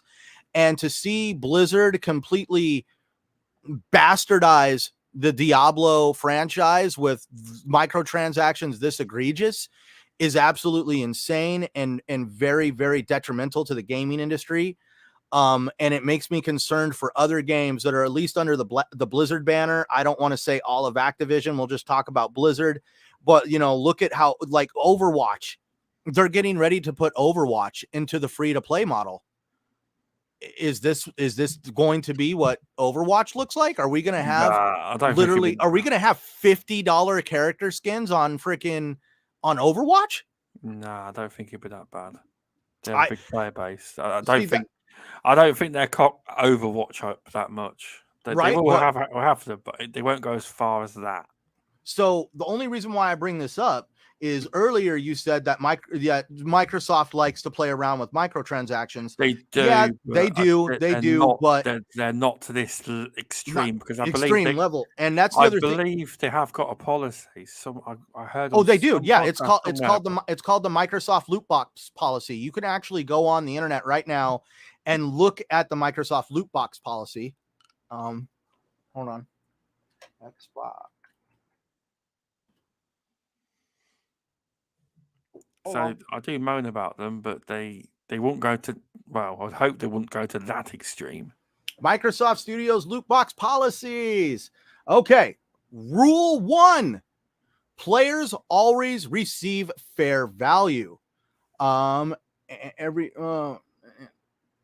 players will receive fair minimum value for all loot box purchases in our games. Every loot box will provide a virtual item that has in-game worth or equal value to or greater than the amount paid. The second one is where it's going to be really interesting, because keep in mind, Activision is being potentially bought by Microsoft. We see what's going on right now with Activision Blizzard. We know how egregious some of these microtransactions can get, especially with loot boxes in their games. Rule 2 about the Xbox Game Studios loot box policies: items in loot boxes, and this is in bold, items in loot boxes can always be earned through gameplay. All items available through paid loot boxes in our games will also be available through unpaid opportunity by gameplay. So that's true, right? And that's very interesting, considering Gears some of 5, these games. Gears 5 broke that. Gears 4 broke that. Because I want about the specific skins where they done the esports skins, and you had to actually buy them with money. They weren't a lot of money, but you couldn't actually earn them. But most of it you can earn now. But yeah, so they don't always do it. Well, that's like, I don't know, maybe we don't know if by some chance, let's look at it like Gears 5. We don't know if this policy was in place by the time before or after, because we know, because of EA, FIFA, and other games, that there was definitely a huge issue with loot boxes potentially being gambling. So this could be something that was implemented after all of that. And like you said, now in Gears, there is a way to earn a lot of this stuff. Yeah. And that's something that they may have course corrected on. And I'm really interested if they're going to course correct Activision, because I can only speak out of my own experience, because, we were talking earlier, is Bethesda, everybody still refers to Bethesda as Bethesda, even though Xbox owns Bethesda. I think I always will. I think they should keep Bethesda separate from Xbox forever. I don't think they should ever merge them. Well, Bethesda, I like the idea of Phil Spencer transitioning into his position of the director of like Xbox Game Studios or whatever, or basically Microsoft Gaming. In other words, these are going to be separate departments. You're going to have the lead of Bethesda, the lead of Activision, the lead of what was Microsoft Game Studios with Double Fine and Undead Labs and Compulsion. That's where I think they're going to take the approach of Embracer. We all know Embracer Group loves to buy gaming developers and gaming publishers, but once they buy them, it's like Embracer essentially disappears back into the darkness, and that game studio is still left standing and publishing under the name that it's been known for. Exactly. You're right. But like I was saying, speaking from my own experience with a Bethesda game, with Elder Scrolls Online, I know Bethesda was only the publisher. ZeniMax was the developer. ZeniMax is actually the arm that Bethesda uses to basically create a lot of their online MMOs. That's why I was completely fooled when I thought they were doing Fallout 76, that Fallout 76 was going to function a lot like Elder Scrolls Online, and boy, was I freaking wrong.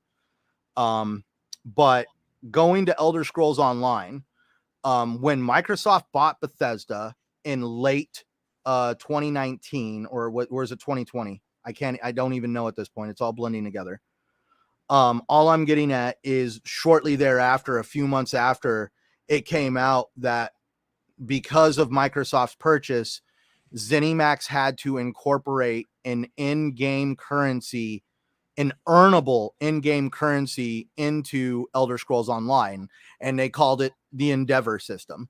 And you basically perform certain daily tasks and weekly tasks in exchange for Endeavor credits. And as you gain these Endeavor credits, you can actually go in and buy specific items out of the loot boxes. You don't have to go in and participate in the loot box system. If there is one object in that loot box that you want, you can go grind your butt off for Endeavor points and get that one object and never have to participate in the loot box roll. How dare they do that? Right. Well, now this is where obviously there was a system already in place. Yes, I sometimes participate in it because I don't go out and buy lotto tickets. I don't buy scratcher tickets. To me, I grew up around a parent that spent a lot of time at a casino. So to me, the act of actually gambling is meh to me. But for me, yeah, I like to get my jollies off buying a loot box every now and then on Elder Scrolls Online. They call them crown crates. You can buy one crate or you can buy them in groups of 5, 10, 15, whatever floats your fancy. And if you don't like the items that come in your loot boxes, you can roll them over into what they call crown gems. And as you accumulate crown gems, you can go in and buy specific items out of these loot boxes. If there was like something you really wanted, you can literally keep rolling over your loot boxes into these crown gems. But that's where it gets expensive and a little stupid, in my opinion, because sometimes you could buy a 5 set of these loot boxes and walk away with maybe 20, 30 crown gems. And when the object you want is 400 crown gems, now you've got an obscene dollar amount. Definitely have. But yeah, at least it's earnable. Right. But don't even now the Endeavor system, what was 400 crown gems, which is technically a currency that you accumulate from actually spending real world money. That 400 crown gem item is now 6,000 Endeavor points. Wow. And I mean, if you're good at doing endeavors, yeah, you can make a couple hundred points a week, but you're going to definitely be spending a good 2-3 month period of time, probably gathering the Endeavor points that you want. Wow, that's too much for me. And that's where, yeah, it gets pretty. And now keep in mind, the objects in these crown crates are also timed objects. They're seasonal. A season can last anywhere from 2 to 3 months. So if you don't grind your butt off in time to get that many Endeavor points, you're now, if you really, really want that object, you're basically put in the position of, well, it's time to go into the lottery of basically trying to roll in these loot boxes. And I'm going to be upfront. There has been times I've bought a loot box and I was literally, it completely blew my mind. On one loot box, I just randomly bought a loot box. This was like a few months ago, just for fun. I bought one loot box, and this thing literally dropped, not legendary, but they have legendary, and then above legendary, they have what is called Apex items. Out of one box, it dropped 2 Apex items. That is the most rewarding loot box I have ever been given in Elder Scrolls Online. And I have been playing that game for years. And I got this loot box probably 6-9 months ago. They're like, Centurion's account. He's been playing it for years. Let's give him a present. I know.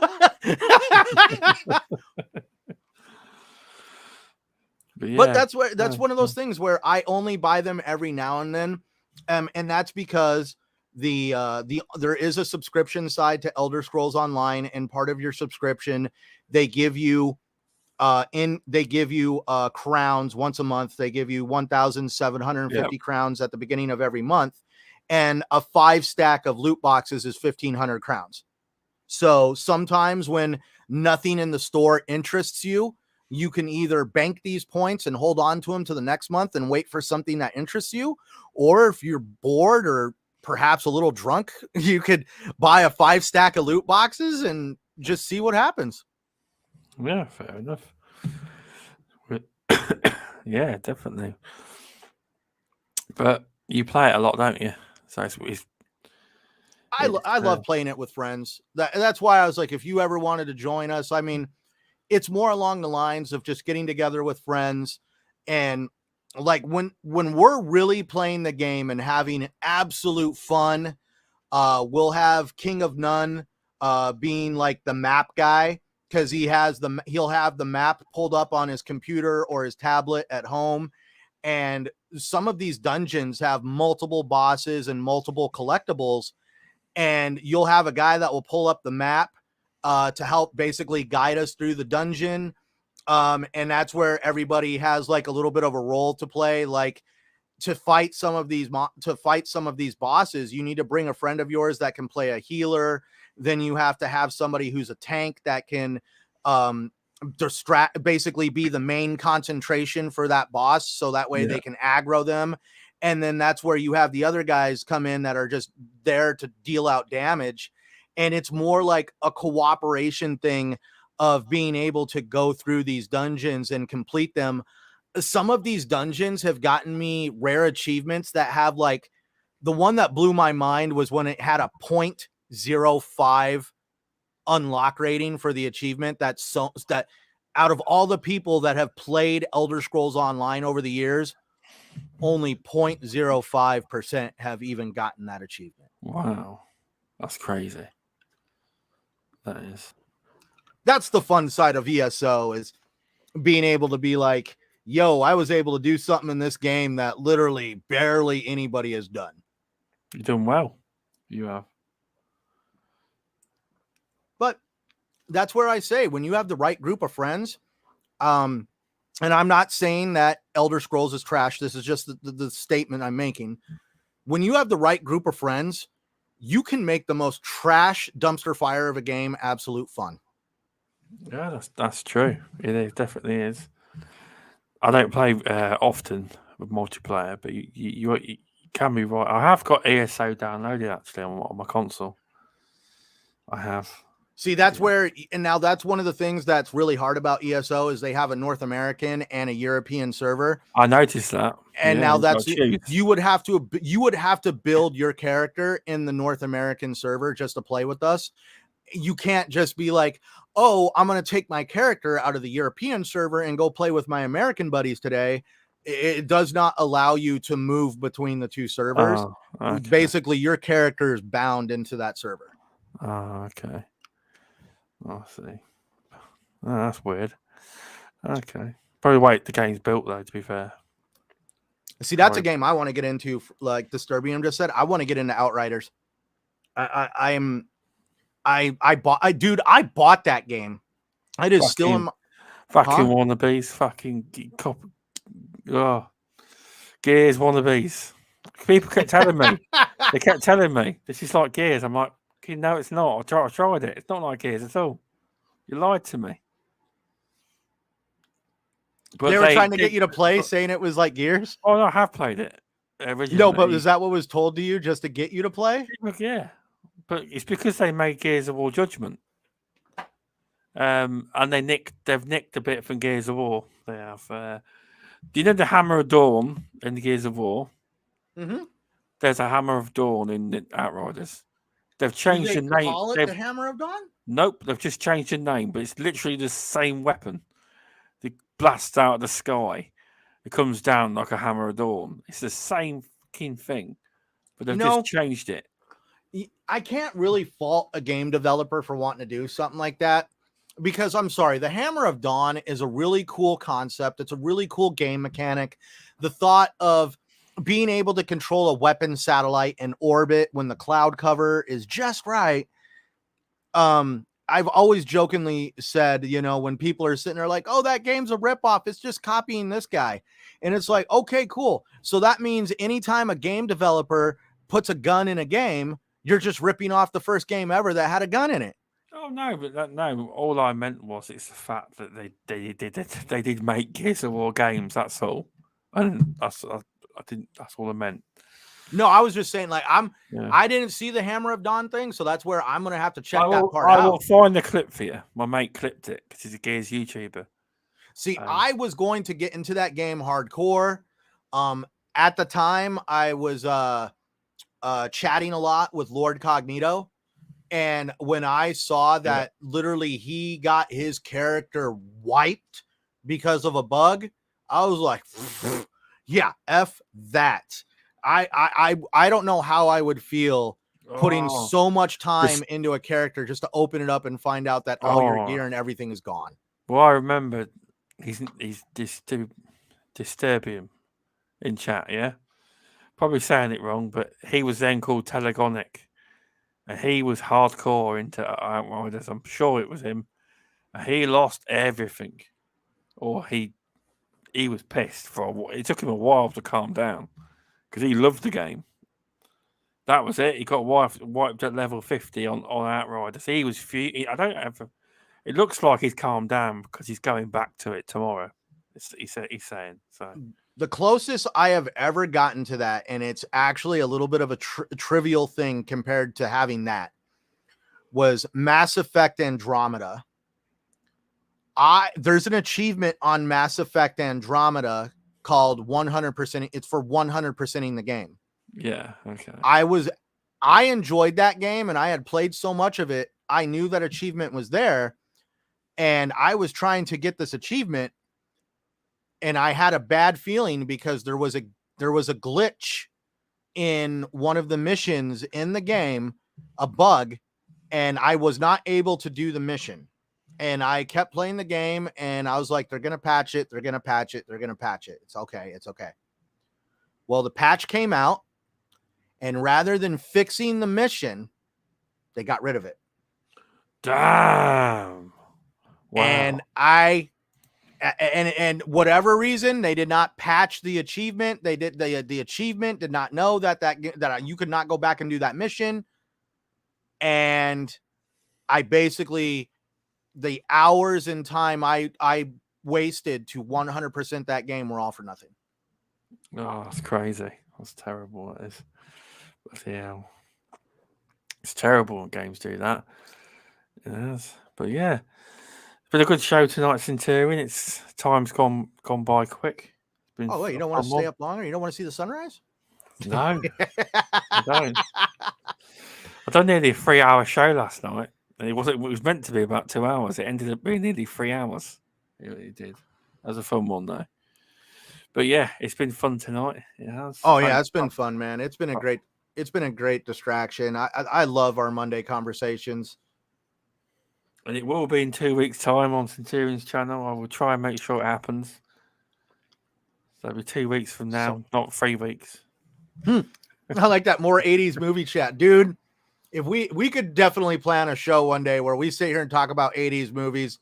I could sit here and go all day long on development cycles for Star Wars, Nightmare on Elm Street, all sorts of stuff. I really love the movie industry. I feel like I missed my calling to go into the movie industry as part of the guys that help the magic happen, not the person in front of the camera. I wouldn't know what to say. If I was on that chat, you'd have to invite Dreadpool or Disturbium on. You don't have any favorite movies? Not from the 80s, no. The Turtles movie was cool when I was a kid. Man, see, that's the only thing, man. I love going back in time on Hollywood. I have gone back and watched all the James Bonds in order, all the way back to it was 19 something, with Dr. No. That the very first James Bond movie, Dr. No. That is a major step back in movie making history. Okay. But yeah, thanks Centurion for doing this. It's been fun. Do you want to tell people where they can find you? For those who have enjoyed listening to me talk way too much today, if you want to hear me talk way too much on my channel, you can find me at Centurion1307 on YouTube. I'm also on Xbox Live and Twitter at Centurion1307. You can also find me every Sunday night on the TXR podcast with the amazing Invader Gaming as the host. And you can also find me every Wednesday on Gaming Beyond the Box with the absolutely awesome and hardcore Wilmy Hood. Yes, we're on a little bit of a hiatus. It will last about 4 weeks, but we will be back. And you can also find me right here almost every other Monday, right with Stubbs Gaming on plastic platforms. Well, thanks, Centurion. It's been fun. You can find me on this channel and at Stubbs Gaming, and you can find me on plastic platforms in 2 weeks. Midweek Gaming is on a summer hiatus, and I'm going to be bringing it back about probably September time, and then we're back again. Midweek Gaming will be, but yeah, having a bit of a break from it. But yeah, thanks for coming on, everyone, and See you soon, and thanks, chat and Telegonic. I'm going to keep calling you until I learn this new name.